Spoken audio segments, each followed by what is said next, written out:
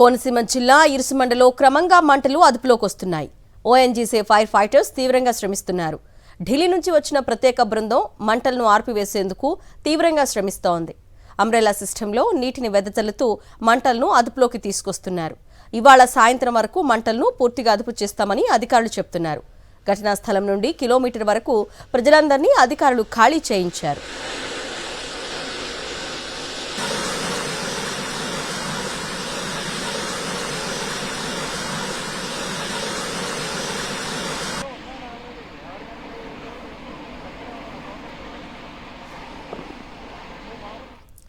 సాయంత్రంలోగా ఇరుసుమండలో అగ్నికిరణాలు అదుపులోకి వస్తాయంటున్నారు. ఢిల్లీ నుంచి వచ్చిన స్పెషల్ టీం ప్రస్తుతం అక్కడ సిచ్యువేషన్ ఏంటి అనేది మా ప్రతినిధి హరీష్ అందిస్తారు. హరీష్, అరుణ, ఇరుసుమండలో ప్రస్తుతం అయితే బ్లోఅవుట్ అయితే కొనసాగుతుంది. నిన్నటితో కంపేర్ చేస్తే కాస్త దాని తీవ్రత తగ్గింది. దీనికి అనేక కారణాలు ఉన్నాయి. ఒకవైపు వాటర్ అంబ్రెల్లా ఏర్పాటు చేశారు. 3 పైపులు ఏర్పాటు చేసి నిరంతరంగా వాటర్ స్ప్రింకిల్ చేస్తున్నారు. దానివల్ల కొంతమేర అదుపులోకి వచ్చినా సరే అత్యధిక ప్రభావం మాత్రం సహజవాయువుతో పాటు చమురు కూడా బయటకు వస్తుంది. చమురు అత్యధిక పీడనంతో రావటం వల్లే మొత్తం సహజవాయు పీడనం చాలా వరకు తగ్గి ఈ బ్లోఅవుట్ ఆ మంట తీవ్రత తగ్గిందని అధికారులు అయితే అంచనా వేస్తున్నారు.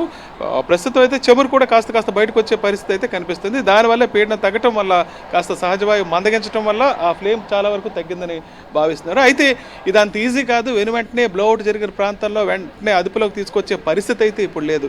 ఢిల్లీ నుంచి వచ్చిన ఓఎన్జీసీ క్రైసిస్ టీం చాలా వరకు వాటర్ అంబ్రెల్లా మీదే ఆధారపడుతున్నారు. దీంతోపాటు అనేక రకాలైన కార్యక్రమాలు కూడా చేయాల్సి ఉంటుంది. మొదట బ్లోఅవుట్ని కంట్రోల్ చేయాలంటే పూర్తి స్థాయిలో గ్యాస్ నిలుపు చేయాలి. ఇది చేయాలంటే 2 ప్రధానమైన అంశాలు ఉంటాయి. క్యాపింగ్ అండ్ కేసింగ్ 2 చేయాల్సి ఉంటుంది. అదుపులోకి తీసుకొచ్చిన ఏదైతే బోర్వెల్ ఉందో ఆ వెల్ దగ్గర క్యాపింగ్ చేయాల్సి ఉంటుంది. దానికి సాధారణ ఉష్ణోగ్రతలో పనిచేయడం సాధ్యం కాదు. దానికి సంబంధించిన స్పెషల్ టీం ఏర్పాటు చేసి ఉంటుంది. వాళ్ళు వచ్చి అక్కడ ఆ క్యాపింగ్ చేయాల్సిన పరిస్థితి ఉంటుంది.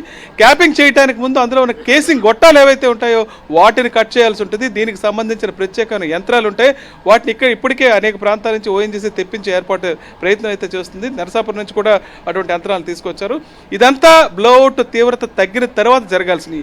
ఇవన్నీ జరిగిన తర్వాత ఏదైతే వెల్ల ఉందో అందులో మడ్ పంపించాల్సి ఉంటుంది. డ్రిల్లింగ్ మడ్ అంటారు దాన్ని. పూర్తి స్థాయిలో రసాయనాలు కలిపిన డ్రిల్లింగ్ మడ్ని ఆ గొట్టాల్లోకి పంపించడం వల్ల భూమి అడుగు పొరల్లో గ్యాస్ తీవ్రత ఆ అధిక పీడన కూడా చాలా వరకు తగ్గే అవకాశం ఉంది.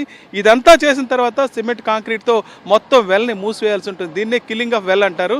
పూర్తిగా బావిని మూసివేసి భవిష్యత్తులో ఎటువంటి ప్రమాదం జరగకుండా కూడా ఈ ప్రయత్నాలు చేయాల్సి ఉంటుంది.